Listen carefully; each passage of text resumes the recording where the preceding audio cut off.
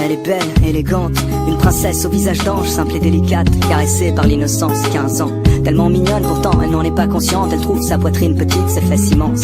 Elle se fait des tripes, elle pense qu'il faut qu'elle change. Elle voudrait se sentir unique, mais elle se sent juste différente.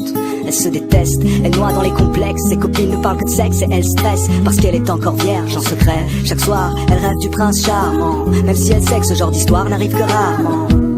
Et avec le temps, en elle s'installe le doute. Alors elle prie que Dieu l'écoute. Mais les jours passent, le chagrin grandit. Et tous les garçons qu'elle aime plaisent aussi à sa meilleure amie. Amie d'enfance, amie de cœur, amie pour toujours. Ouais, le genre d'ami qui te trahit pour une histoire d'amour.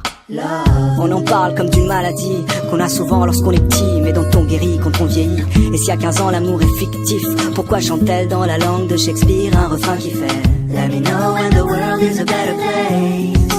Maybe then I'll come back. Now I'm going to outer space, looking for another place to crash. Let me know when the world is a better place.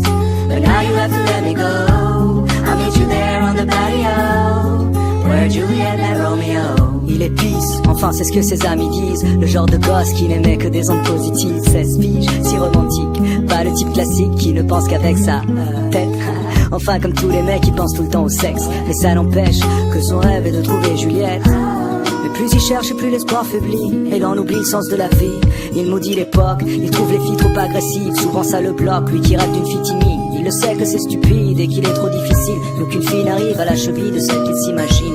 Roméo, Roméo, devant l'ordi et ses jeux vidéo, jusqu'au bout de la nuit à faire le tri de tous ses idéaux. Et dehors, une voix distante lui chante Let me know when the world is a better place. Maybe then I'll come back. Now I'm going to outer space, looking for another place to crash. Let me know when the world is a better place. But now you have to let me go. I'll meet you there on the patio, where Juliet kissed Romeo. Elle était seule ce soir-là, il la voit de loin. Elle a le cœur qui bat à 1000 à l'heure, mais fait semblant de rien. Lui pour une fois n'y pense pas trop et son instinct le guide. Et tout lui vient de manière instinctive. Il s'approche d'elle, salut, ça va? Elle lui sourit, et voilà, c'est aussi simple que ça. À quoi bon chercher des prétextes quand il suffit d'un mot, d'un geste, et le destin fait le reste. Ils passent la nuit à se raconter leur vie, à s'enlacer, faire l'amour, s'embrasser à l'infini. Finally, les deux se sentent vivre, elles écrivent un nouveau chapitre du livre. Juliette et Roméo, Roméo et Juliette, sans fin tragique, une histoire si parfaite. Le genre d'histoire qui aujourd'hui n'existe pas, car ici-bas, souvent, ça finit comme ça. Roméo maintenant est pris, donc les filles sont folles de lui. Juliette veut être indépendante, donc pas d'enfant, pas de famille. Du coup, lui devient moins romantique, elle moins innocente. Et peu à peu, ils prennent leur distance, font un break, histoire de voir d'autres gens. Parce qu'au moindre doute on se laisse, aujourd'hui c'est fréquent. C'est typique de l'époque, on se quitte sans combattre. Et de l'amour il reste que des reliques d'une vieille pièce de théâtre. Roméo et Juliette, Juliette et Roméo. L'amour une maladie et je prie pour un fléau. D'ici là je m'en vais loin d'ici. Peut-être que sur une autre planète ils ont compris le sens de la vie.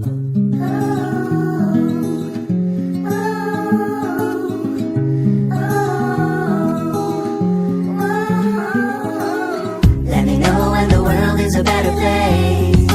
Maybe then I'll come back. Now I'm going to outer space, looking for another place to crash. Let me know when the world is a better place.